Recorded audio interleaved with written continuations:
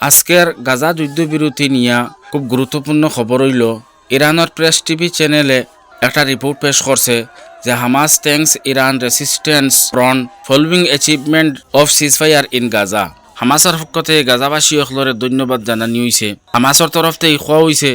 যে ইসরায়েলে আজ প্রায় 1.5 বছর থেকে গাজার মানুষের উপরে জুলুম অত্যাচার করার লক্ষাধিক মানুষ শহীদ হল, কিন্তু এরপরে গাজার মানুষে এই ফিলিস্তিনের মাটির মায়ার কারণে দেশের মায়ার কারণে দেশ ছাড়ছইন না, ইসরায়েলের বোমা একিন করছইন, ইসরায়েলি সেনার বোমা বর্ষণের তলে নিজের জান দিছুন, কিন্তু দেশ ছাড়ছইন না এই ফিলিস্তিন স্বাধীন করবার লাগিয়া, যার কারণে হামাসের তরফ থাকিয়া গাজাবাসী সকলরে ধন্যবাদ জ্ঞাপন করা হয়েছে। এবং ইরান আর হামাসের পক্ষ থেকে কোয়া হয়েছে যে ইসরায়েলে যে দিন তাকিয়া গাজার মানুষের উপরে জুলুম অত্যাচার শুরু করছে, ও দিন তাকি যত ইসলামিক গ্রুপে গাজার মানুষের রক্ষার লাগিয়া এবং ফিলিস্তিনের মাটিরে রক্ষা করবার লাগিয়া যত ইসলামিক গ্রুপে ইসরায়েলের উপরে আক্রমণ করছেন এবং গাজার মানুষের সঙ্গে আসলা প্রথম থেকে শেষ পর্যন্ত এরা সবরে ইরান এবং হামাসের পক্ষ থেকে ধন্যবাদ জ্ঞাপন করা হয়েছে।